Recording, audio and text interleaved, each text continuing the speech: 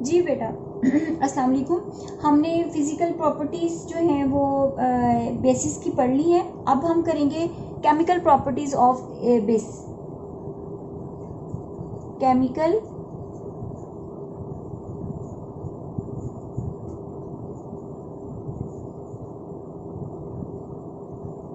Chemical properties of base. अब हम इसकी केमिकल प्रॉपर्टीज़ जो हैं उसको करते हैं कि कैसे ये केमिकली रिएक्ट करता है। तो इसकी जिस तरह से मैंने आपको उसकी क्वेश्चंस केमिकल रिएक्शंस के समझाई हैं, इसको भी हम ज़रा देख लेते हैं। लेकिन बात फिर वही आ जाती है कि हमें प्रोडक्ट पता होना चाहिए कि फ़लाँ चीज़ फ़लाँ से जब रिएक्ट करती है तो उसका एज अ रिज़ल्ट हमारे पास क्या चीज़ जो है वो बनती है, प्रोडक्ट हमारा क्या है। कीप इन माइंड, अगर हमने अपने माइंड में इस चीज़ को बिठा लिया कि प्रोडक्ट क्या बनेगा, तब आपके लिए उसकी रीअरेंजमेंट करके केमिकल इक्वेशन जो है वो लिखना आसान हो जाएगा। पहला रिएक्शन है रिएक्शन विद एसिड। बेस जो है ये हमने पहले भी पढ़ा है एसिड्स के जो केमिकल रिएक्शंस थे उसमें, कि जब एसिड्स और बेस आपस में मिलते हैं तो क्या होगा। इस प्रोसेस को हम क्या कहते हैं, न्यूट्रलाइजेशन। इसको हम क्या कहते हैं, न्यूट्रलाइजेशन कहते हैं। एज अ रिजल्ट हमारे पास क्या होगा, वाटर प्लस जो भी हमने वहां पर यूज किया है केमिकल, उसका मुतलका मेटेलिक साल्ट जो है वो हमारे पास आ जाएगा। इसकी एग्जांपल आप इसमें कोई भी एग्जांपल याद कर सकते हैं। मैंने पहले केमिकल प्रॉपर्टीज जब एसिड की करवाई है उसमें 2 एग्जांपल मैंने आपको 3 करवाई थी, वही अगर आप इसको दोबारा कर लें रिवाइज तो मेरा ख्याल है कि वो ठीक है। ठीक है, मैं इसको एक दफ़ा दोबारा कर देती हूँ, देखिए ज़रा। Sodium hydroxide plus HCl, as a result हमारे पास क्या होगा, वाटर बनेगा। ठीक है, वाटर प्लस हमारे पास जो है वो साल्ट आएगा। वाटर ये हमारे पास sodium +1 OH minus plus hydrogen +1 Cl minus, तो हमारे पास पहली चीज़ क्या बनी, वाटर बन गया। और ये वाला मिलके जो है वो हमारे पास वाटर है, और ये सोडियम इसके साथ जब मिलेगा तो हमारे पास क्या बन जाएगा, सोडियम क्लोराइड। C थोड़ा सा बड़ा लिखेंगे और ये स्मॉल लेटर में है। ठीक है दूसरी क्वेश्चन मैंने आपको बताई थी कॉपर ऑक्साइड की। अच्छा, ये फर्क है, कुछ ऐसे हमारे पास एलिमेंट्स हैं जो वेरिएबल वैलेंसी शो करते हैं। अगर उनकी वैलेंसी 1 या 2 से ज़्यादा है तो वो वेरिएबल वैलेंसी होती है। जैसे आयरन है, आयरन जो है वो फेरस और फेरिक, कॉपर, ठीक है, कॉपरिक और कॉपरस, कॉपरस और ये कॉपरिक। ठीक है, अब उसमें देखें ज़रा, जिसमें ये सीन की आवाज़ देगा वो वैलेंसी कम वैलेंसी होगी। जिसमें काफ की आवाज़ देगा, के की प्रोनाउंस करेंगे हम, आवाज़ साउंड आएगी, तो वो ज़्यादा वैलेंसी वाला होगा। ठीक है, ferrous +2 Fe +2, ferric Fe +3, कॉपरस Cu +1, कॉपरिक Cu +2। ये आपने अपने माइंड में रखना है। जो सीन यानी S की आवाज़ निकलेगी जिसको प्रोनाउंस करते हुए, तो वो कम वैलेंसी वाला होगा। जिसमें काफ की आवाज़, के की प्रोनाउंस करते हुए आवाज़ आएगी, साउंड आएगी, वो क्या होगा, वो ज़्यादा वैलेंसी वाला होगा। ठीक है, अब CuO ये क्या है, ये कॉपरिक है। कॉपर ऑक्साइड जनरली हम इसको पढ़ लेते हैं प्लस H2SO4, हमारे पास क्या बनेगा, वाटर तो बनेगा ही। और ये जो Cu है देखें, ये +2 था, इधर ऑक्सीजन -2, हाइड्रोजन +1, SO4 -2, यही है ना। अब ये तो हमारे पास हाइड्रोजन और ऑक्सीजन जो है उसने वाटर बना दिया, वो तो मैंने चार्ज शोर किया है, मैं 2 एटम है हाइड्रोजन के। कॉपर और सल्फेट CuSO4 दोनों पे चार्ज सेम है, वो नहीं लिखते, तो हमारे पास क्या आ जाएगा, CuSO4 आ जाएगा। तीसरी एग्जांपल जो थी वो हमने की थी CKOH, potassium hydro oxide plus H2SO4, ये मिलके क्या बनाएंगे, वाटर, और बच के गया हमारे पास KSO4, H2O प्लस KSO4, ठीक है। अब हमने इसको बैलेंस करना है। इसका फॉर्मूला क्या होता है, पोटाशियम पे चार्ज जो है वो +1 होता है, सल्फेट पे चार्ज जो होता है -2 होता है। जब हम इसको रीअरेंज करते हैं तो फॉर्मूला हमारे पास आता है K2SO4।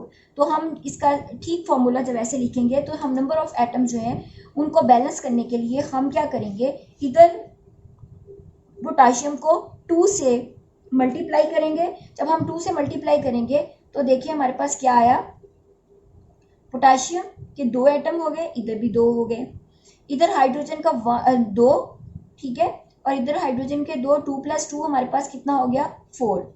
इधर हाइड्रोजन के कितने हैं हमारे पास, 2। इस 2 को पूरा करने के लिए हम इधर क्या कर देंगे, 2 से मल्टीप्लाई कर देंगे। देखिए जरा, हाइड्रोजन के 2 × 2 कितने हो गए, 4।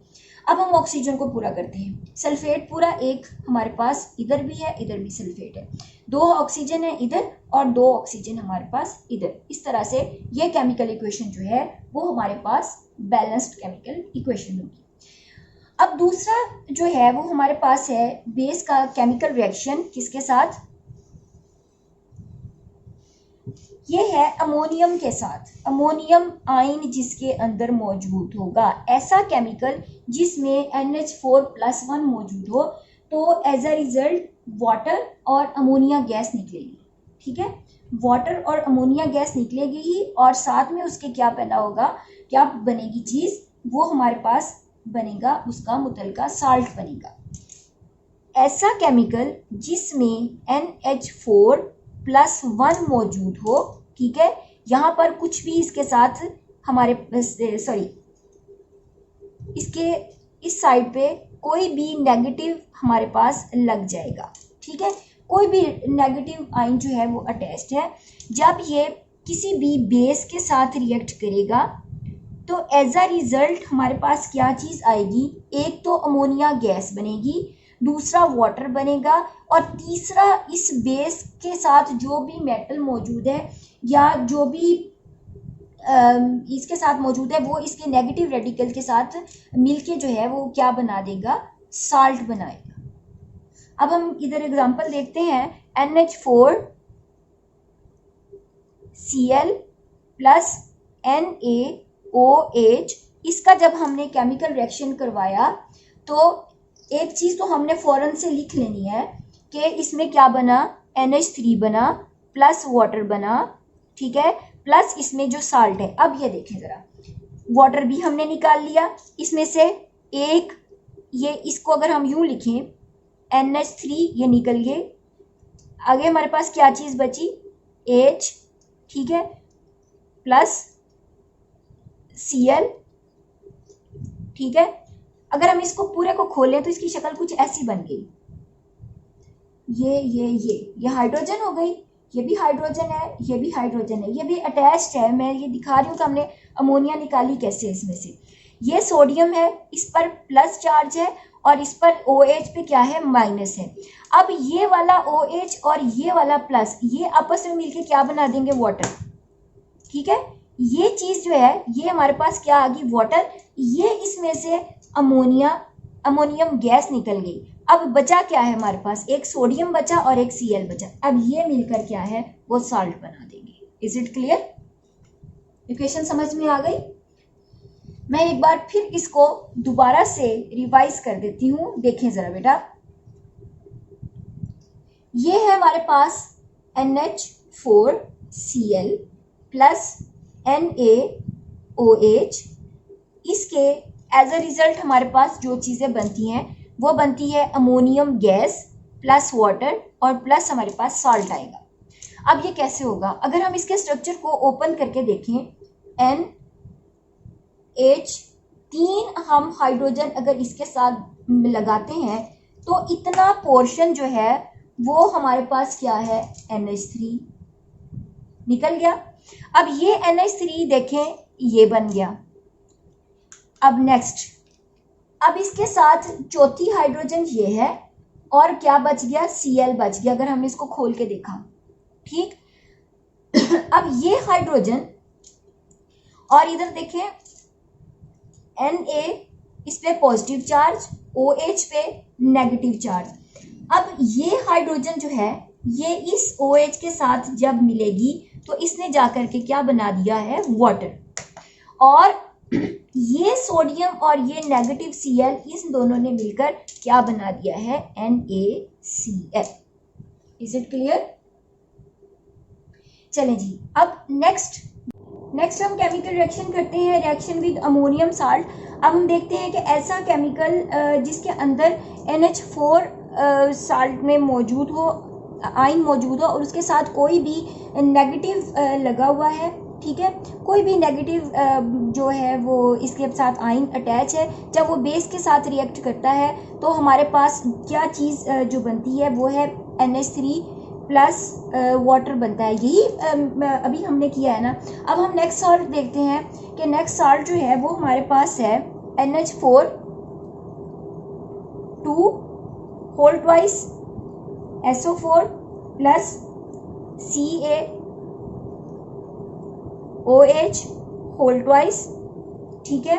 हमारे पास एक तो NH3 बनेगी गैस और दूसरा हमारे पास क्या बनेगा, वाटर, और तीसरी चीज़ जो है वो हमारे पास मुतलका साल्ट बनेगा। अब ये देखें इसमें से क्या चीज़ निकल गई, अमोनियम गैस, और इसने हमें क्या दे दिया है, वाटर दे दिया है। अब ये चीज़ बची है, इस पे कैल्शियम पे चार्ज कितना है, +2, सल्फेट पे कितना है, -2, तो ये क्या बना देगा, CaSO4। ये अप्रोच करेंगे एक दूसरे के साथ और ये एक दूसरे के साथ फ्रेंडशिप कर लेंगे और एज अ रिजल्ट हमारे पास क्या आ जाएगा, CaSO4। अब ज़रा इसको क्लियर कर लें हम।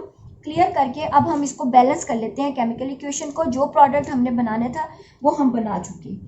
NH4 whole twice SO4 plus CaOH whole twice. अब ये देखें इधर लिख लेते हैं पहले, नाइट्रोजन के कितने यहाँ पर 2, हाइड्रोजन कितनी है 4 मल्टीप्लाइड बाय 2 कितनी होगी 8, प्लस हमारे पास ये कितनी होगी 2 = 10। सल्फेट पूरा जो है वो हमारे पास कितना है 1, कैल्शियम पूरा जो है हमारे पास 1, ऑक्सीजन हमारे पास कितनी है 2। क्लियर? अब इधर देखें कैल्शियम कितनी है 1, सल्फेट कितना है हमारे पास 1, ये भी क्लियर हो गया और ये भी क्लियर हो गया।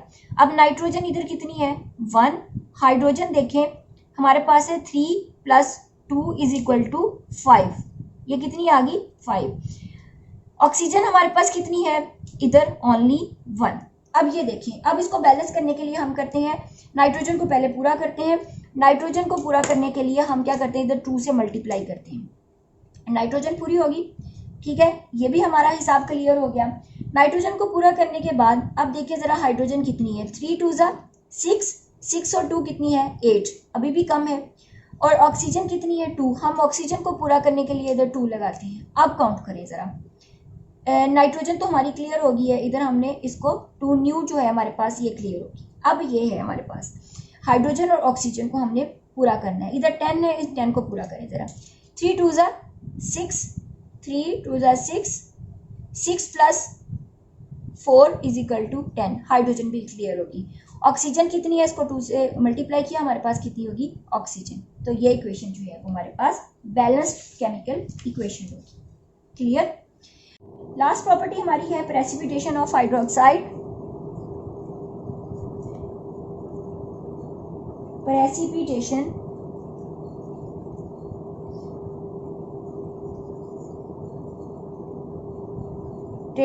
ऑफ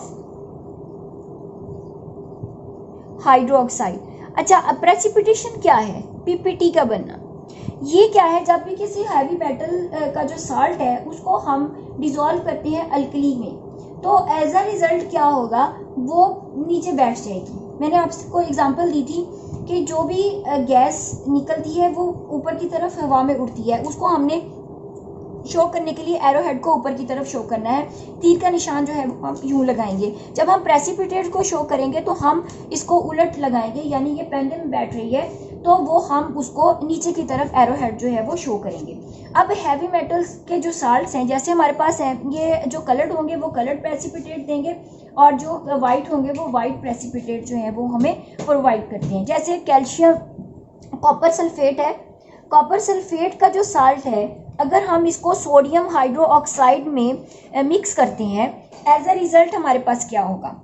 देखें, कॉपर ये इस पे क्या होगा, कॉपर पे +2 है, सल्फेट पे -2 है, सोडियम पे +1 है, OH पे -है। अब ये रीअरेंज हो जाएंगे, कॉपर जो है वो इसके साथ मिलेगा और सोडियम इसके साथ। देखिए ज़रा, हमारे पास शक्ल कुछ यूँ आ जाएगी, CuOH होल ट्वाइस प्लस हमारे पास साल्ट कौन सा उसके साथ बन जाएगा, Na2SO4। क्लियर?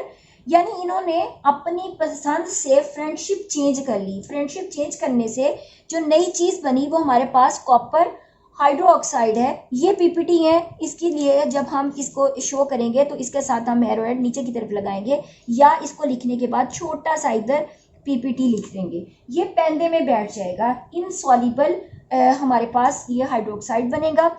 ये कॉपर का कलर ब्लू होता है, इसका कलर भी हमारे पास जो है वो ब्लू आएगा।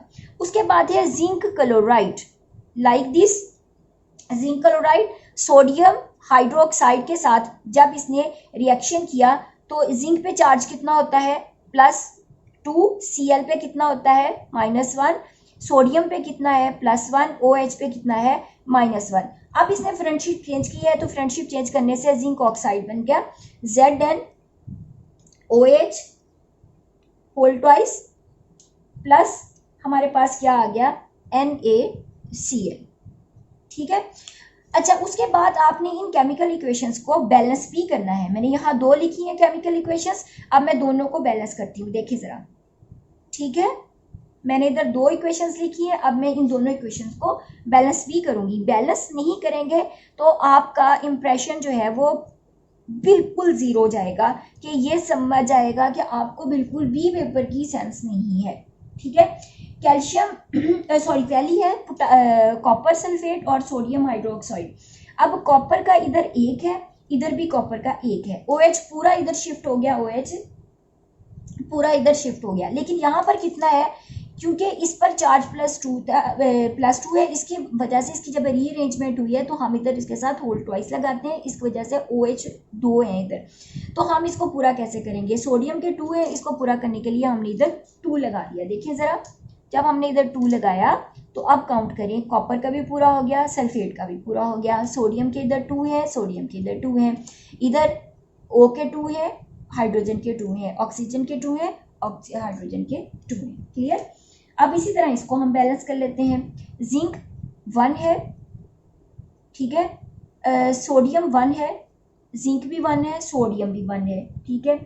OH हमारे पास होल ट्वाइस है, इसको पूरा करने के लिए हम क्या करेंगे, इसको पूरा करने के लिए इधर 2 लगाते हैं। अब देखिए ज़रा, जब हमने इधर लगाया तो हमारे पास क्या आ गया, इधर सोडियम के 2 हो गया, इसको पूरा करने के लिए हम इधर भी 2 लगा देंगे। अब देखिए, क्लोराइड 2, इधर भी 2, सोडियम 2, इधर भी सोडियम 2, इधर जिंक जो है 1 है, इधर जिंक 1 है, oxygen 2, oxygen 2, hydrogen 2, hydrogen 2। Clear? उसके बाद है हमारे पास equation lead nitrate PbNO3 whole twice, PbNO3 whole twice plus NaOH। अब इसका रिएक्शन जो है उसमें क्या होगा, अब ये रीअरेंज होके ये प्लस है, ये प्लस है, ये नेगेटिव है, ये नेगेटिव है। देखिए ज़रा, Pb+2 NO3 -1 सोडियम +1 OH -1। अब ये इसके साथ मिल जाएगा और ये इसके साथ मिल जाएगा। ठीक, इसको हम ज़रा ग्रीन से शो कर लेते। ये जो है ये मिल जाएगा। अब ये ग्रीन वाला पहले लिख लेते हैं, NaNO3। अब दूसरा क्या बनेगा, PbOH